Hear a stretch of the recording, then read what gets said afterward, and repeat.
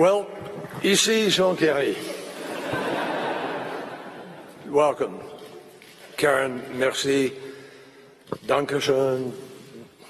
Danke uvel. And thank you. I'm really delighted to be here in the heart of Europe. I'm delighted to be in this extraordinary library building of great history. And I thank you, all of you, for taking time to come and to listen and to share thoughts, engage in something of a dialogue, a little one-sided for most of it.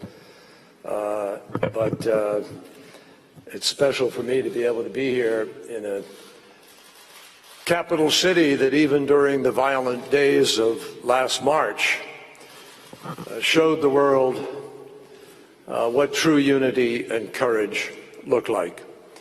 And I thank you for that, and I salute Belgium and Brussels for that.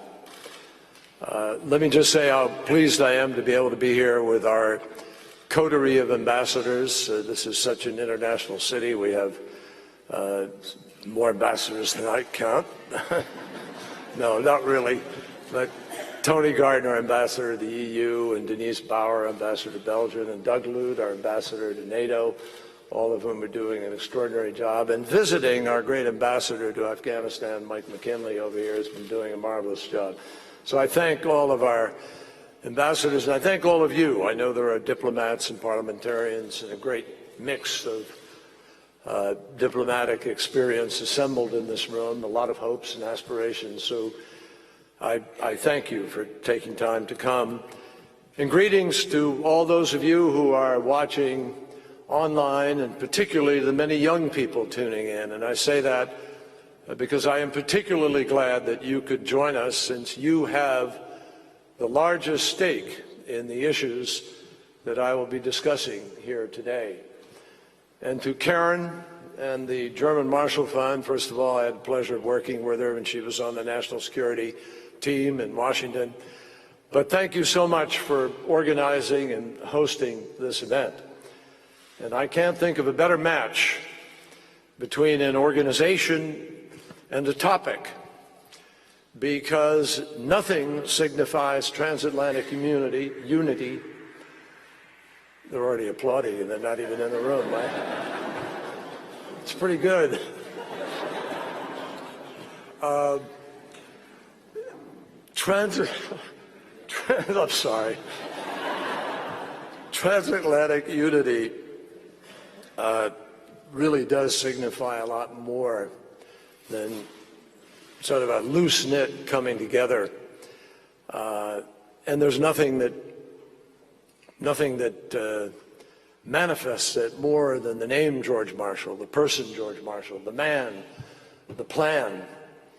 And since 1972, the fund that a democratic Germany established as a gift to the United States.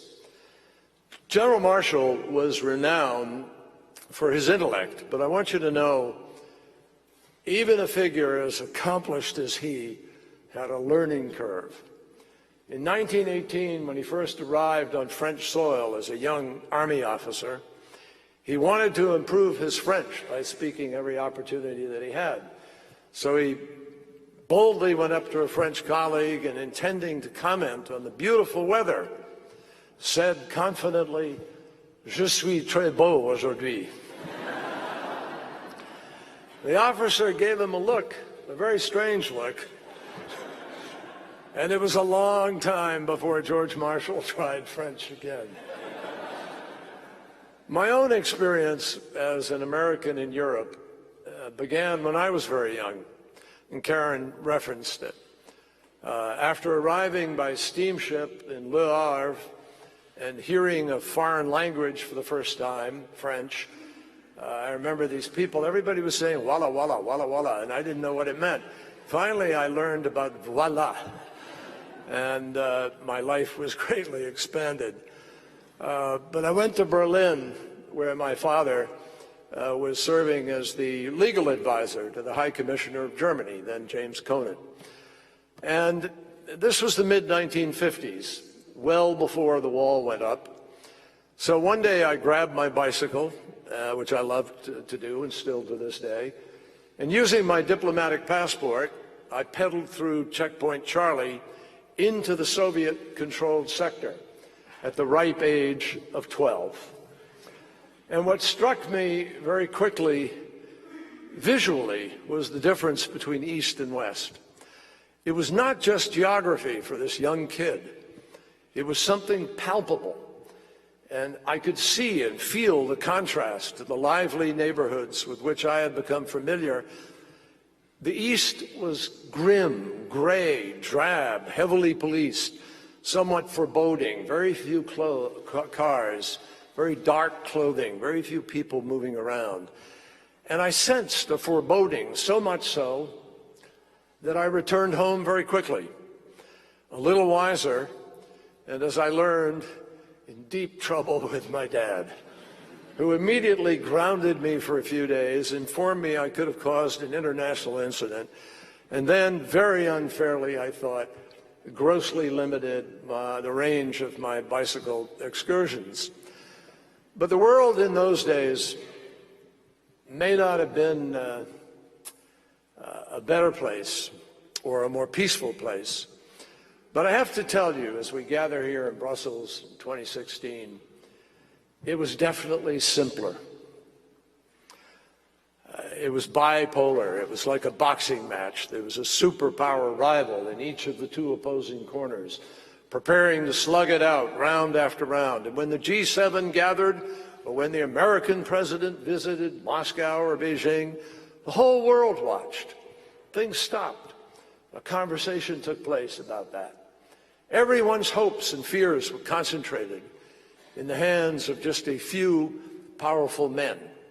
And then it was men. Today, the world is less hierarchical and power is more broadly shared. Non-state actors of every description are playing an increasing role on the global stage. At the same time, new technologies have enabled people to become healthier, to become more connected, and generally more prosperous than ever before.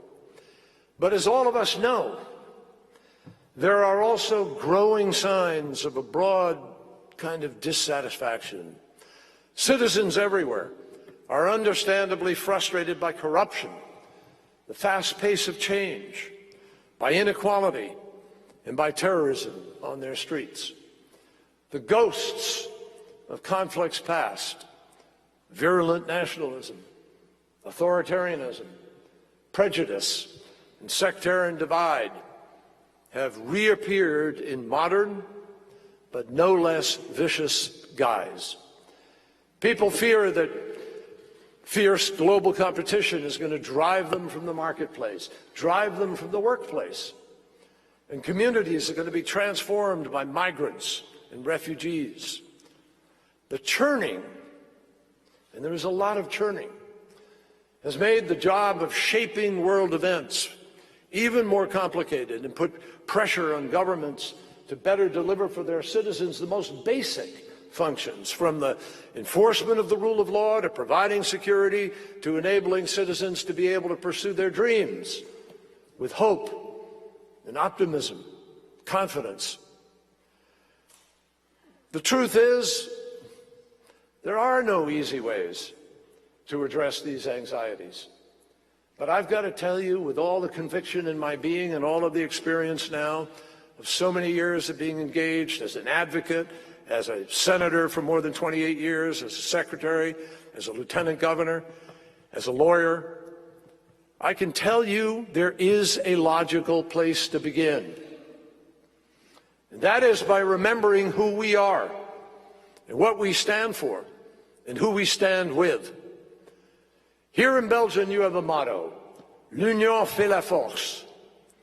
Unity makes strength. In the United States, we have our own version: e pluribus unum, out of many, one. And this afternoon, I cannot emphasize too strongly the twin propositions that unity within Europe and partnership between the United States and Europe remain absolutely indispensable to global security and prosperity. The most indelible connection we share is the miracle of 70 years ago, when from the ashes of global devastation and genocide, the United States and Europe built institutions that would help prevent the repeat catastrophe of another generation of young European men being lost in yet another global conflagration. Those institutions fostered the most sustained period of economic growth in history, the most amazing melding of different people and culture and language. It crafted new principles for governing relations among states. It set out a moral and a legal framework for safeguarding the fundamental rights and dignity of all people. And my friends, it has made all the difference over these 70 years.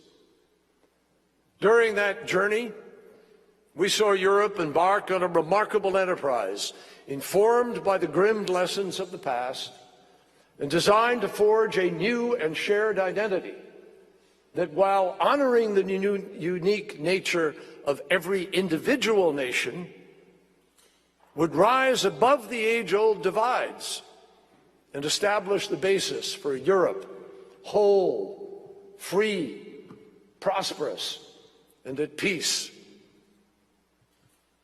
More people need to think about and tune in to the extraordinary nature of what has been achieved and to the meaning, not just to history, but to a lot of countries in the world that depend on that unity and depend on those values and depend on those interests. I stress this because we all know that there are demagogues out there from the left and from the right who fan the fears of change and who believe that bluster, often tinged with bigotry, can provide a pathway to their own power. One of the defining virtues of democracy is that every voice has a chance to be heard. Yet we also know the words can be ugly. On both sides of the Atlantic, we hear calls to ban all immigrants, end free trade, align with autocrats, all at variance with the values on which our alliance had been built. Some even regret that the United Kingdom gave its citizens the right to opine on their future relationship with the EU. As much as some of us may wish the UK vote had gone the other way, the lesson that we have to take from this democratic choice is not that we need less Europe or less UK. Rather, we need more of both. More security, more prosperity, more collaboration among the US, the UK, and the EU to address the demands of our citizens and the challenge that our democratic societies face. Let me underscore, the United States of America will support its friends and its allies on both sides of the channel as you work through the tough issues ahead. But we will not be shy about where our interests lie. We need the strongest possible EU, the strongest possible UK, and a highly integrated, collaborative relationship between them. Our goal, as talks are launched next spring, must be to once again prove the pundits wrong and to put to shame all those who have once again declared the vision of Europe dead, and to reject the new conventional wisdom that the time has come to raise drawbridges to separate countries instead of building bridges to connect countries. We need to firmly and boldly reject the cynics and the destroyers who think that the many challenges we face are somehow too much to handle. We need to prove that we can and we will maintain our unity. It's not going to surprise you. The doubters don't believe that we have what it takes to adapt. I believe they're wrong. I believe they underestimate the power of the ideals that brought our societies together in the first place.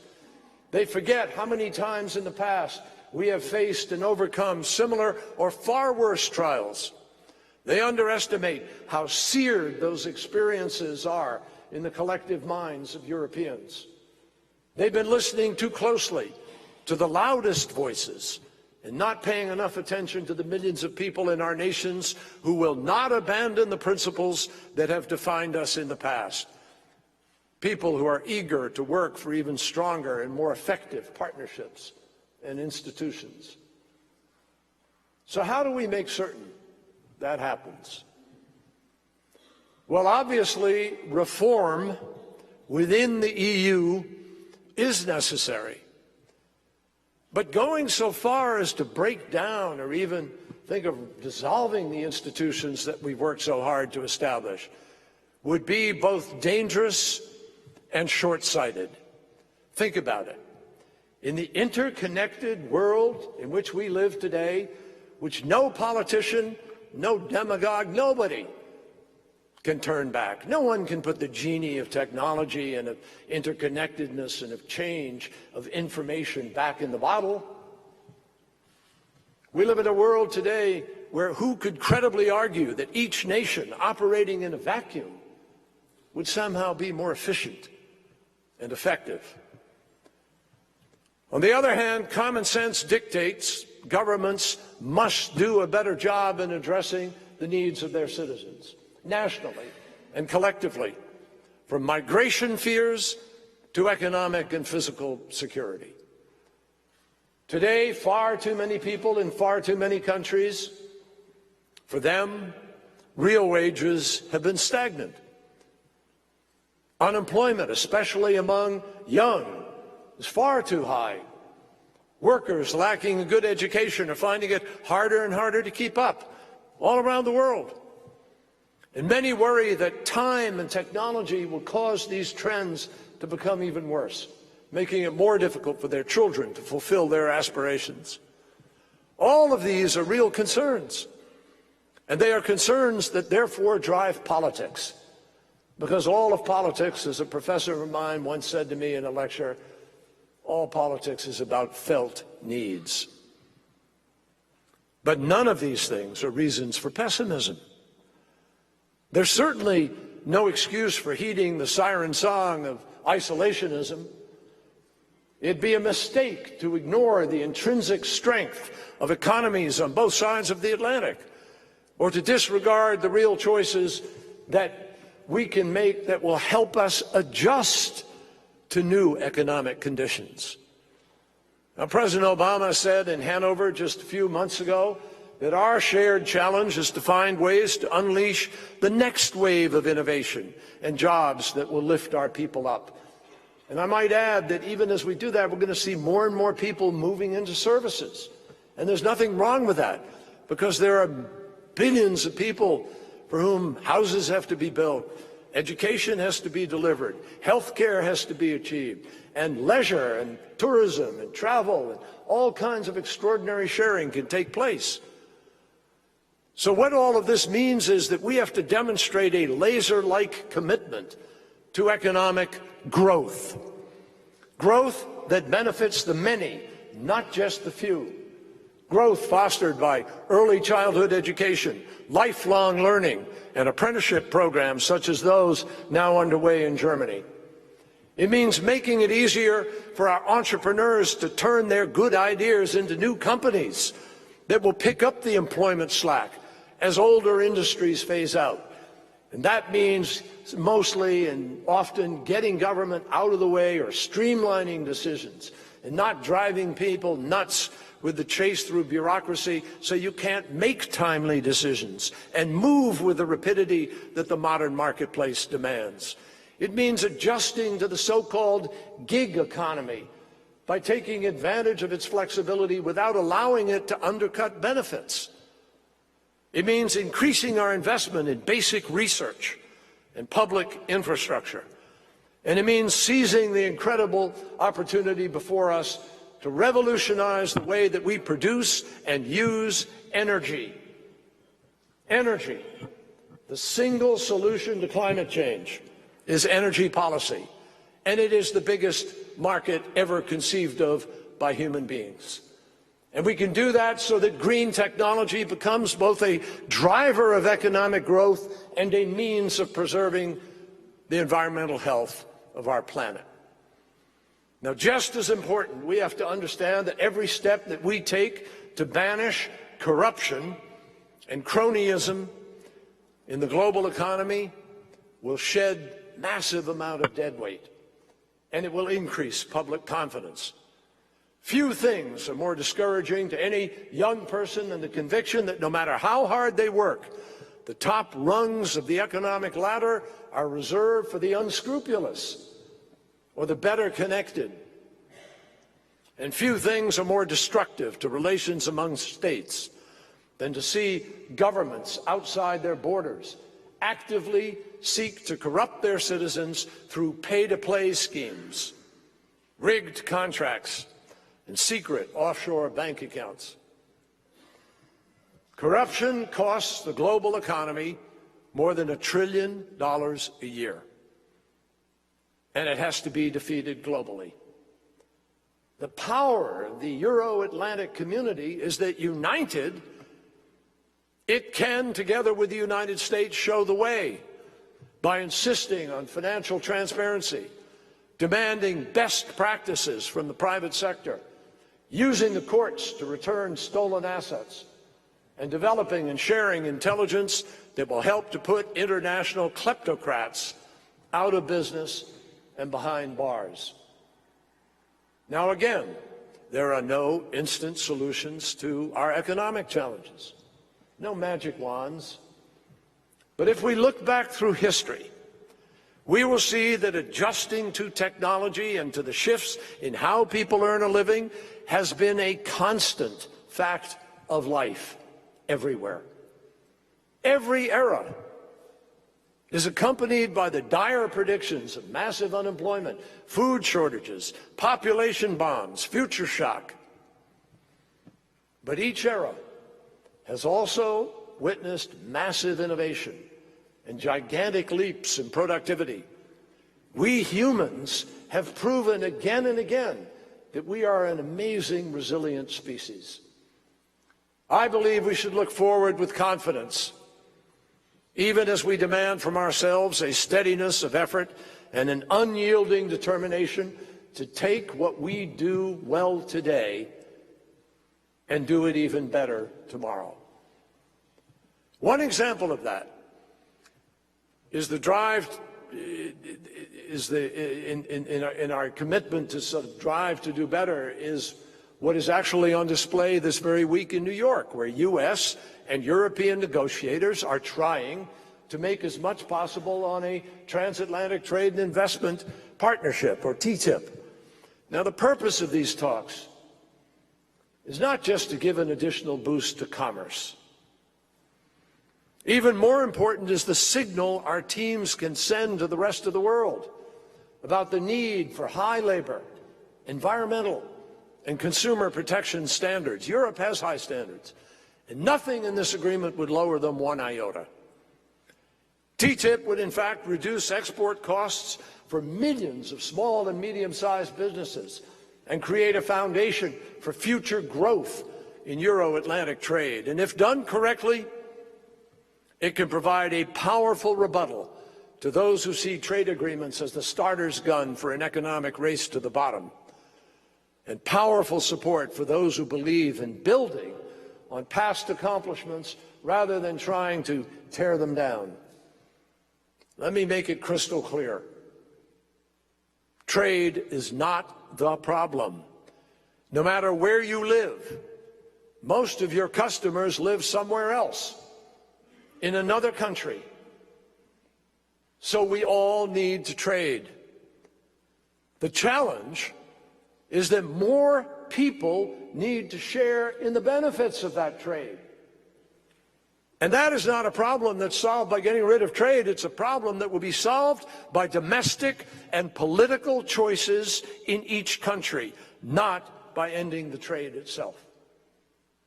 Tax policy, social policy, healthcare policy, education policy, sharing more of the benefits of the work with the people who do it. It's also critical to remember in 2016 and looking to the future, you can't separate economic challenges from the security threats that we also face. And here, too, the smartest response to common danger is to combine our strengths. I said a moment ago that we need to remember who we are and what we stand for. The fact is that the many accomplishments of the institutions such as the EU, NATO, OSCE are only partly attributable to the resources that they command. The real source of their strength resides in the democratic ideals and the principles that they were built to defend, principles and values that attract people to them in the first place. That's why they have received our respect for so long. That's why people actually want to join them. And that's why they deserve our continued support today. Now consider, for example, that without the transatlantic cooperation, we would never have succeeded in negotiating the Joint Comprehensive Plan of Action, an agreement that sees Iran today living by its own commitments to shut down potential pathways to a nuclear weapon. I'm deeply grateful to EU High Representative Mogherini and to her predecessor, Lady Cathy Ashton, and to all of our partners for their help in that effort, which was done on a multilateral basis. Our responsibility now is to ensure that all sides live up to their obligations, and I can assure you that the United States is doing and will continue to do our part. In Paris last December, Karen mentioned it in her introduction, the United States and the EU were among the leading advocates of the most inclusive and ambitious global climate change agreement ever negotiated. And we were able to lay the pathway for that by reaching out to China and changing the disaster of Copenhagen's failure into a success when President Obama and President Xi stood up together in Beijing and announced that we were going to work with China and together move towards an agreement and bring other countries with us. A couple of weeks ago in New York, as a result, we reaffirmed our mutual support for bringing the pact into force before the end of this year. And this very day, the EU is making good on that pledge. The European Parliament is voting to give its consent to ratify the agreement and carry us over the required threshold, a truly historic moment. We are allies as well in supporting a critical amendment to the Montreal Protocol that will be considered in Kigali next week, where I will be traveling in order to try to help make certain that we get over the line. An ambitious agreement to phase down the use and production of hydrofluorocarbons. If achieved, it has the ability to reduce temperature increase, just that measure alone, by a full ½ degree Celsius. It would give a huge boost to our efforts to slow global warming and thereby avoid some of the worst consequences of climate change. Ladies and gentlemen, I just ask you to think of where the world would be if the United States and Europe had listened to those who wanted to divide us, if we'd been constantly at odds over the years instead of almost always together. We would never have defeated communism or pulled down the Berlin Wall from both sides. We would never have placed before the world an example in action that has helped to triple the number of democracies over the last quarter century. We wouldn't be investing now in assisting our friends in Afghanistan to defend their country against violent extremists, send their girls to school, and sustain a viable representative government. We wouldn't be cooperating on measures to strengthen legitimate national authorities in Libya. We wouldn't have led effectively on development, helping to cut in half the number of women who die during childbirth and the number of infants who perish because of malnutrition. We wouldn't have joined in driving the percentage of people who live in extreme poverty down to below 10% for the first time in human history. We wouldn't have helped our West African partners to defy predictions to save hundreds of thousands of people who were at risk from Ebola. And we wouldn't have combined forces with the global health community to turn the tide in the fight against HIV/AIDS. Now we can look forward to the first born free from AIDS generation in more than 3 decades. There's a lesson in this for everyone. We should never take for granted the good that has been achieved by the unity of Europe. We should never ignore that, which some people seem to do today, so quickly and so easily. We shouldn't turn our backs on Europe's partnership with the United States and all that it means. We have to persist in fighting for both. The transatlantic partnership is not a trophy from the past that we can put on a shelf and just look at and admire. It's a living, breathing, multifaceted enterprise. And we have to renew it with each generation and refuel it every day with our energy, our ideas, our resources, and above all, our collective determination and will. I say that because it's true. I say it because our partnership is central to the security of all of our countries, particularly in the changed threat environment that we face today. In the United States, we will never forget that Article 5 of the North Atlantic Treaty was triggered for the first time after 9/11. And I can assure you that whatever you may have read in recent times, the United States of America will never fail to meet its own Article 5 obligations should any NATO member come under attack. Last July at the Alliance Summit in Warsaw, our leaders gave tangible backing to that principle by agreeing to enhance NATO's presence in the East and to move forward with the most substantial new deployment of allied capability in the region in the past quarter of a century. In addition, President Obama has requested from Congress $3.4 billion in new funding to help our allies improve their defense forces, modernize communications, strengthen command and control, and step up the number and the rigor of our joint exercises. Across the alliance, we welcome the efforts that many members are making to augment their contributions, and we urge all of those members to meet the standards that all agreed to set. Now, nonetheless, I emphasize, and I want to emphasize this particularly in the wake of the news of the last few days, NATO is a defensive alliance. The Russian people in particular should know that despite what their leaders sometimes tell them, our alliance does not seek to weaken, to contain, or to divide their nation or any other nation. We want to work with Russia. We want to work with a Russia that is just as committed to solving common challenges. In fact, I have probably spent as much time with the Russian foreign minister as I have with any other foreign diplomat. But the willingness of NATO and EU countries to search for common ground with Russia doesn't relieve us of the obligation to stand our ground on behalf of freedom and international law, which is why we remain steadfast in our support for a stable, united, and democratic Ukraine. And Moscow should have no doubt on this point. We will stand our ground. Blatant aggression is not something that any of us are prepared to accept. And no place in the world should understand it better than Europe. So we have imposed sanctions, and we are insisting on a diplomatic solution to the conflict in Donbass and the illegal annexation of Crimea, even as we encourage the government in Ukraine to stay the course and accelerate the pace of reform. Now, obviously, Russia resents the sanctions, but no one should forget they were not put in place gratuitously.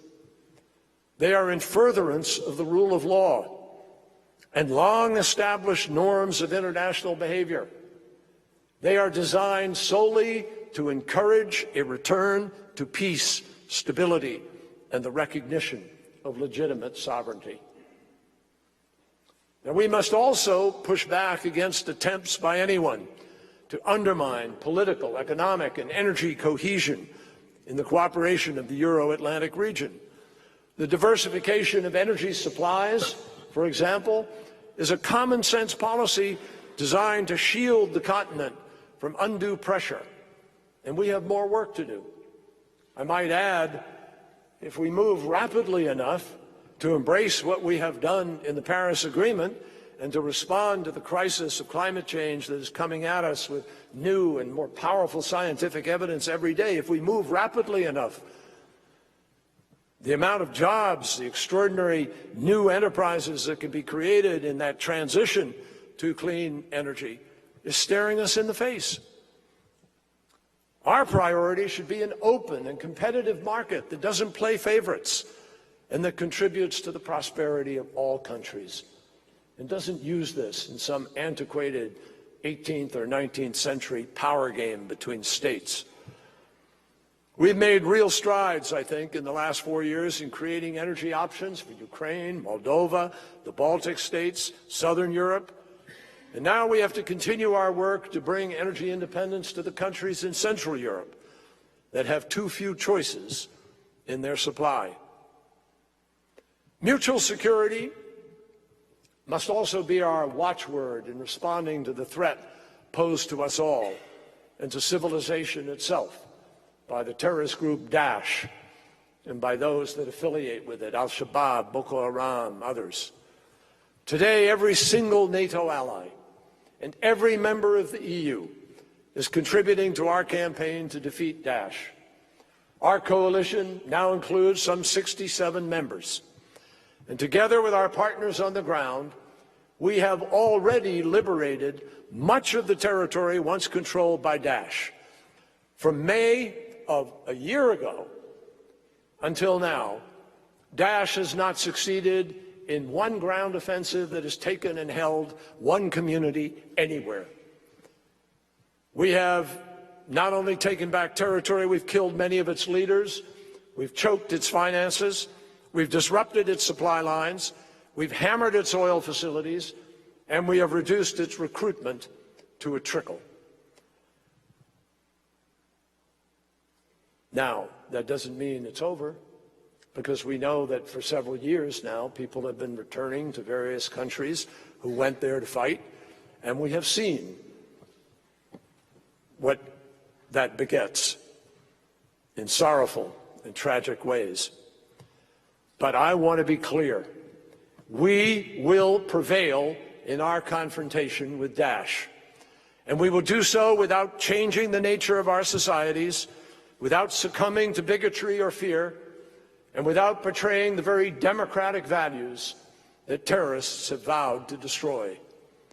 In saying this, I don't want to say that there isn't work to be done. Of course there is. In addition to our military campaign against Daesh, we have to maintain a nonstop effort spearheaded by those with the credibility to do so, to rebut the lies that in today's world travel around the world in a nanosecond. We have to rebut the false narrative that tries to lure young people into the abyss of terror. And we also have to coordinate our policies and share information openly and rapidly to stop unrepentant terrorists from returning to their home countries and perpetrating yet more crimes. I want to highlight this point here today because it provides a real test of how to fight terrorism effectively while also preserving the rights of our citizens. I think we can agree that government data sharing, what we call connecting the dots, is essential at a time when there are groups actively plotting to kill us. That's why I respectfully urge the European Parliament to ratify the proposed Data Privacy and Protection Agreement, which would enable us to make needed progress in sharing data in criminal and terrorism investigations. Now, let me make it clear. I spent 28 years representing one of the states that cherishes liberty and freedom and individuality as much as any state in America, Massachusetts, home to more than 136 colleges and universities.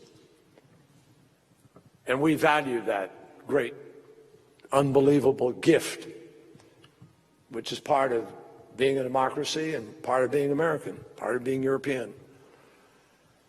I know that people in Europe, just like Americans, have a healthy skepticism towards any plan by any government to collect personal data of any kind.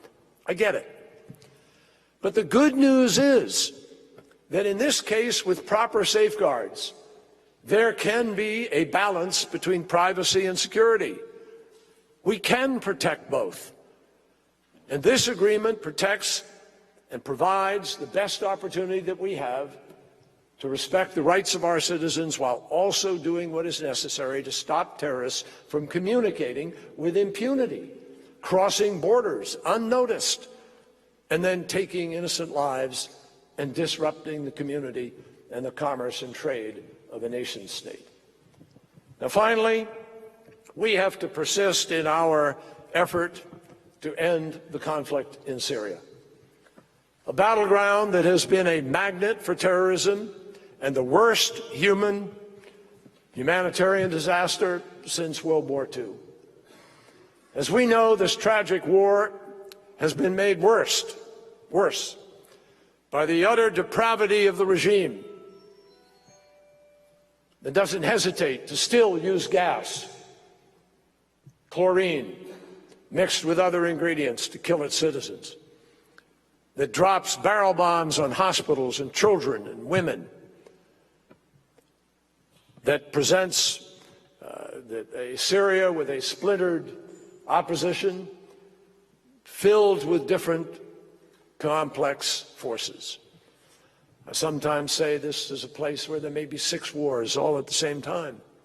Kurd versus Kurd, Kurd versus Turkey, Shia versus Sunni, people versus Daesh, people versus Assad, Iran and Saudi Arabia, Persian and Arab. I mean, run the confluence. And you have about as complex a series of forces as you'll ever find in a conflict. You also have the irresponsible and profoundly ill-advised decision by Russia to associate its interests and its reputation with that of Assad, a man who has been responsible for torturing 10,000 people, photographs of the victims, as well as perpetrating this extraordinary slaughter of his own people. Now, yesterday, as most of you saw, the United States announced our decision to suspend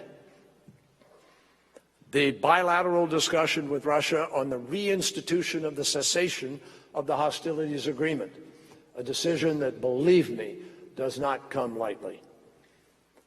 But I want to be very, very clear to everybody. We are not giving up on the Syrian people. We are not abandoning the pursuit of peace. We are not going to leave the multilateral field. We are going to continue to try to find a way forward in order to end this war. And we will do everything possible through the International Syria Support Group, through the United Nations, or even through smaller multilateral meetings in order to try to find a way forward. We remain committed to a peaceful, stable, whole, united, non-sectarian Syria. And we're going to continue to stay active in pursuit of that peace. We have not suspended deconfliction efforts between our military and the Russian military in order to enhance our fight against Daesh.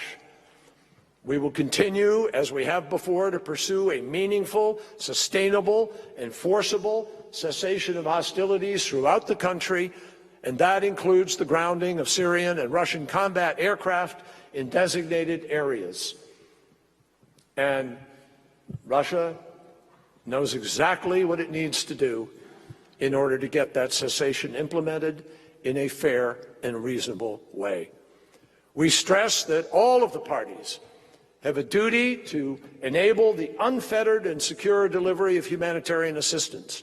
And in my conversations with the opposition forces and our conversations with the armed groups on the ground, they have all agreed to allow that humanitarian passage to take place. It still remains for Russia and the regime to permit that and to guarantee it. And that is part of what has been unanimously agreed to in a United Nations resolution passed with Russia's vote. We remain unalterably opposed to Daesh and al-Nusra. Al-Nusra is al-Qaeda, and they remain an enemy because they are plotting against the United States and against Europe and others. And so that will remain a tenet of our continued pursuit of this effort. And we are continuing to believe that a political solution is the only way to end the bloodshed and preserve the possibility of a united Syria. So we will work to create the conditions that allow for the resumption of talks between the parties. But Russia and the regime know exactly what they need to do to live up to international law and to meet the agreements that they have already several times announced publicly they would adhere to. Now, my government is absolutely convinced that we are correct in the pursuit of the goals of Syria that we are pursuing, but we acknowledge in sorrow, and I have to tell you with a great sense of outrage, that Russia has turned a blind eye to Assad's deplorable use of these weapons of war that he has chosen, chlorine gas, barrel bombs against his people. And together, the Syrian regime and Russia seem to have rejected diplomacy in furtherance of trying to pursue a military victory over the broken bodies, the bombed-out hospitals, the traumatized children of a long-suffering land. People who are serious about making peace behave differently from the way Russia has chosen to behave. I can't help but think of the account that Tacitus, the Roman historian, relayed 2,000 years ago about the ravages perpetrated in Caledonia by the legions of imperial Rome, where they made a desert. They called it peace. Ending the war in Syria is imperative for many reasons, including the need to reduce the flow or ease the flow into Europe of migrants and refugees. And to some, formulating the right response to refugees is as easy as putting up a green light or a red one. They just think it's simple. But in fact, the problem, as you know, has many dimensions related to legal responsibilities, resources, security, safe transit, human trafficking, gender abuse, and the special needs of children. Chancellor Merkel and other European leaders should be commended for trying to cope with this crisis in a humane way that is respectful of the lessons of history. Ultimately, however, the only fully satisfactory solution to the refugee dilemma is to stop the wars, stop the conflicts that drive people from their homes in the first place. And the turmoil that we are seeing explode in the Middle East is regrettably not confined to that region alone. And all of us understand the reasons why. We all know that we can't continue in a world where so great a percentage of wealth is concentrated in the hands of so few, and so many others are crying out for opportunity and development. Neither Europe nor the United States can be fully secure unless we turn our attention to this challenge also. You can't just sit here in Europe, and we can't just sit across the pond in the United States and somehow believe you can wall yourself off from the world. Not in today's economy, not in today's world, not in today's marketplace, and not with today's security challenges. Decades, George Marshall had an idea that led to the reconstruction of Europe, wildly unpopular at the time, might I add. Today, we have to develop a response of our own, different in context and design, but comparable in ambition and ultimately in the results, and directed towards the Middle East, Northern Africa, South Central Asia, and other areas of extraordinary underdevelopment. There are hundreds of millions of kids, 15 years or younger, who aren't receiving a formal education today. They need to go to school, not in 10 years, they need to go to school now. And in too many places, if their minds are not engaged in true learning, they may instead be indoctrinated by extremist ideology. Just as the Marshall Plan lifted this part of the world out of the ravages of war and helped to create the Europe we know today, together We have to invest in developing communities where Daesh and similar groups have thrived, in the schools, in the healthcare facilities, in the civil society infrastructure, so that we can enable millions of young people to pursue their dreams and contribute to their communities in meaningful and productive ways. Our nations have the expertise to pursue this vision. And yes, believe it or not, we do actually have the resources. We're a what, $17 trillion economy in the United States? We put 1 penny of every dollar we spend into everything that we do abroad and diplomatically. I know that we have institutions that can help with the implementation of this. And like the Marshall Plan, such a project has to be driven not from the outside, but by the beneficiaries themselves and by the choices that they would have to make if they were prepared to work together for peace, security, and shared prosperity. You'll find people who say this can't be done, but they said the same thing about the Marshall Plan. I believe it can, but not unless we have the shared ambition to try. Earlier in my remarks, I made a comparison to a boxing match. And it is no secret that in recent years we've taken some heavy blows. The German Marshall Fund has offices in, among other cities, Washington, Paris, Ankara, and of course Brussels. And each of those cities has been a witness to horrific terrorist attacks that have led to increased anxieties and to security concerns worldwide. And the consequences of technological change have added to our unease despite the associated benefits that that technology brings. The catastrophe in Syria, the global refugee crisis have raised questions about our collective ability to cope.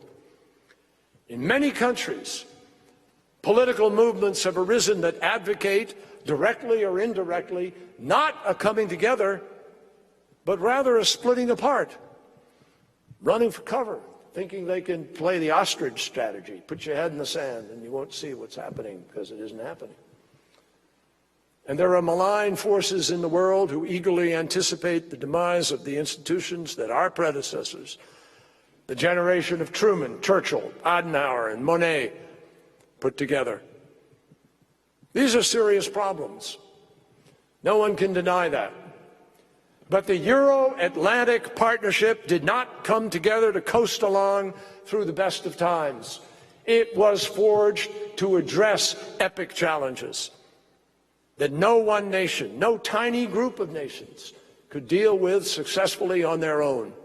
And make no mistake, the need for our unity is as great as ever, and our resolute spirit must remain just as strong. When I was an infant, our parents and grandparents joined forces to defeat the greatest evil the world has ever known. When I was a young man, we stood as one in the defense of freedom against a totalitarian empire that erected walls not to keep their enemies out, but to keep and fence their own citizens in. Today, in my 8th decade of life, when I look across the Atlantic from either direction, what I still see is a vast community, more than 1 billion free men and women, advocating and pushing each day on behalf of democracy, equal opportunity, freedom, freedom of speech, freedom of thought, freedom of religion, freedom to organize, environmental preservation, respect for the fundamental rights and dignity of every human being, and earnestly desiring for themselves and for all the blessings of peace. So I am not cynical about the future. I am confident. I only have a few more months to serve as Secretary of State of the United States, and I intend to use every minute and every hour of that time to full advantage. But when those months have passed and I do leave office, there will not be a scintilla of doubt in my mind that the story of Americans and Europeans working together will continue to unfold for generations to come, to the benefit of people on both sides of the Atlantic and happily in every corner of the world. So thanks again to Karen and the German Marshall Fund. Thanks to all of you, and I encourage you all to believe in yourselves as much as we believe in you. Thank you.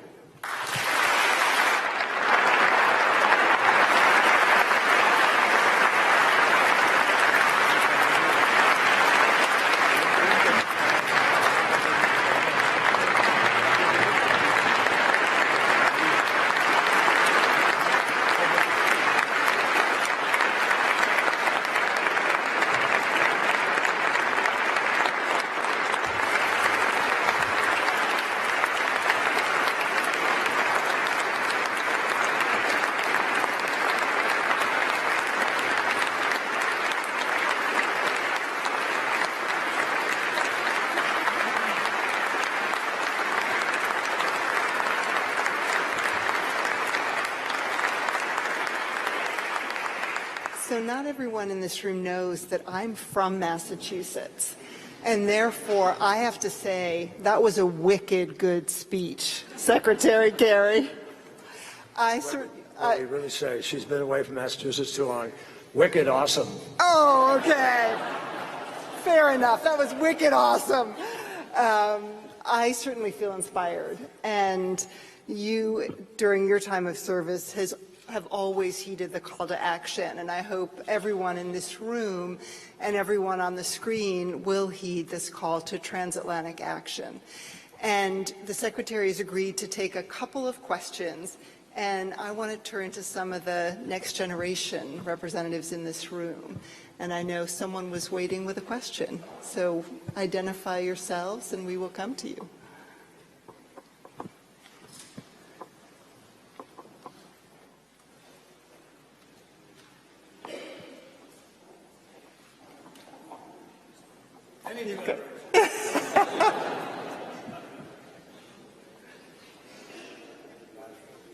All right, please stand up and introduce yourself.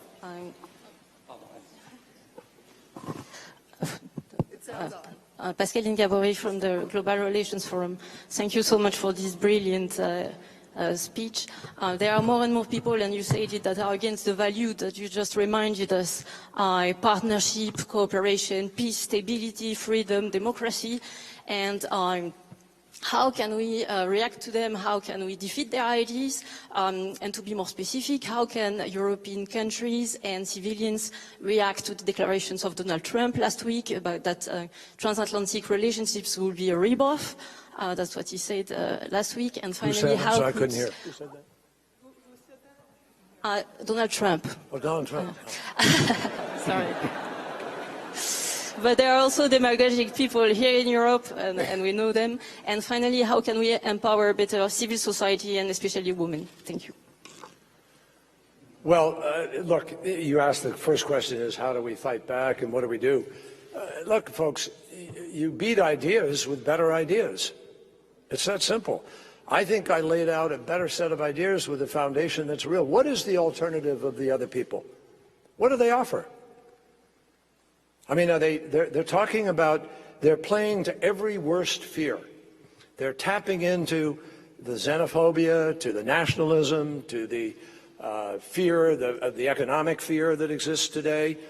And everybody here knows that that you cannot allow demagogues to start building up an unrealistic political platform based on bigotry, xenophobia, fear, nationalism, bad history, 20th century on that score, and I think everybody knows that. But I think you can beat it back by just pointing out a better set of ways in which you can provide the jobs, begin to implement some of the reforms that are necessary. I mean, look, I'm here in Brussels, and I want to be completely respectful, but I also want to be honest. You know, I hear my fellow foreign ministers from one country or another talk about sort of how difficult it is to sometimes get things through, move fast, get Brussels to make a decision, or they feel imposed upon. I mean, we have this fight in America too. We have 50 states. We're still developing somewhat the relationship between states and federal government. The Supreme Court frequently comes out with a decision realigning it or adjusting it one way or the other. It's a living institution. The Constitution that we are living by first wrote slavery into the Constitution before it wrote slavery out. I can remember as a young college student being involved in the Mississippi voter registration drive and the fights for civil rights in America. And we passed the Voting Rights Act and Civil Rights Act. It wasn't until 1975. We still are struggling with some things at the polls and so forth, in access to voting and other things. So everybody has to continue to fight. But I've never heard the better idea from the other side about how they're going to do things that actually works for everybody. And so I think there has to be more pushback. I have not heard a robust enough debate, frankly, here in Europe or elsewhere about the virtues that I tried to lay out today about this alliance and what the EU provides to Europe itself. I mean, think of the wealth created in Europe. Think of how peacefully Europe has been able to live. Think of the advances in the quality of life of Europe. Think of what Europe has accomplished in these 70 years out of the ashes of war. It is one of the greatest stories in the history of humankind. And it needs to be treated with that kind of respect and sold that way. And I don't hear it being sold that way. I think, so we need a counter view. And look, I'm going crazy right now because I spent 28 years in the Senate. I ran for president in 2004, came within one state and whatever, 60,000 votes of being elected. So my juices get flowing in October. And I am not allowed by law to be engaged in this campaign because of the job I have.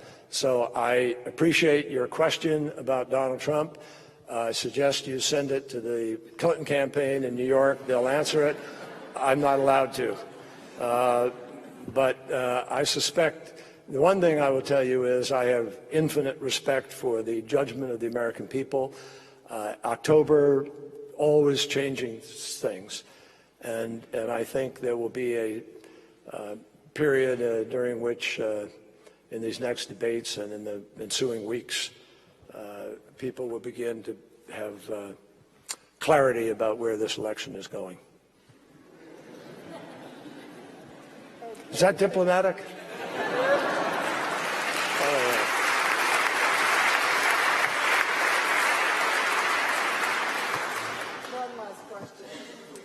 Yes, hello, Secretary of State. Thank you very much for speaking. Hans von der Burchardt from Politico. I have additional question on free trade. You mentioned TTIP is not about lowering standards in any way. You mentioned the challenges that national governments have actually to face. Two things we always hear, and you also touched a bit about this, TTIP is about setting standards. It's not for big business its own. But it's something people often, I think, don't understand in a way. So. Especially the setting of standards. In the country where I come from, in Germany, there's a big fear that this regulatory cooperation in a way will undermine our democracy. It will be again the big companies through these committees undermining the rule of law. So from your perspective, especially you're on a global scale, you're trying to seal another trade agreement with the many other states. Maybe you can give a convincing answer actually what setting standards is about, also where the importance really for the transatlantic partnership is here, and if Europe could actually lose out if this is done or not. Okay. Well, Thank you. I very much appreciate the question. And I have wanted to be able to talk about it a lot. I know right now there are a lot of other issues on the table. But let me just say this. I went to the Senate in 1985. I was elected in 84. Ronald Reagan was president. Ronald Reagan won the presidency the year I won in the Senate. And trade was on the agenda. And I wound up voting, I think, for every single trade agreement in the next 29 years. That I was 28 plus years I was there. And I took some grief from some people for it, particularly on NAFTA. But I think I was right.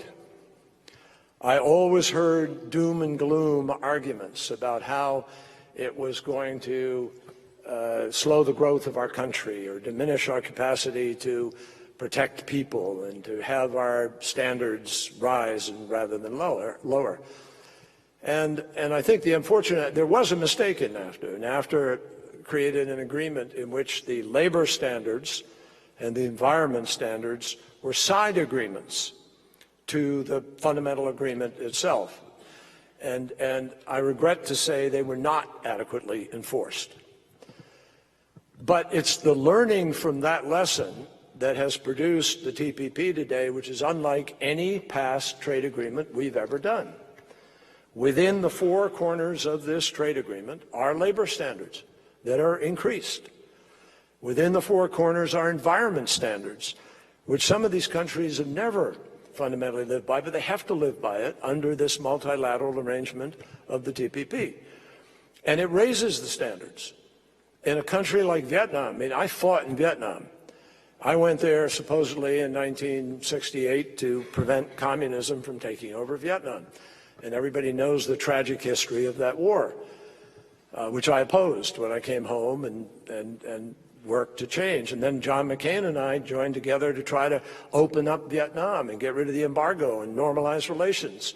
I was just back there a few weeks ago with the President of the United States announcing the opening of a Fulbright University, which is completely academically free and will educate a next generation of Vietnam leaders in a country that is raging capitalist today. Not communist. Communism is an economic theory, and you can't find a breath of communism in Vietnam. You find authoritarianism, you find a one-party government, and we don't, that's, obviously that's not our choice, but change is taking place. And so the benefit of these trade agreements is they actually provide not a race to the bottom if they are properly written and drafted, but a race to the top. And so in the TPP, we happen to be dealing with a set of countries that already have a remarkably high set of standards. And I'm telling you today, those standards will not go down. If anything, they can go up. But there is no reduction in the standards. And there is a complete ability to be able to provide what we call a regulatory structure freedom, where you are not subject to the regulations of the United States or Belgium be subject to the regulations of Denmark or something. Regulations are capable of being managed in a way that, again, you have the independence of your own regulations, but you can adopt anything that's a higher standard, you can't go lower. So this is just mythology that has taken hold. And I regret the mythology because it's created a dynamic, and obviously politicians everywhere in the world are sort of pointing the finger at trade. This is why I said so pointedly in my comments a moment ago, trade per se is not the culprit. The culprit is look at what we're reading in America about the tax system.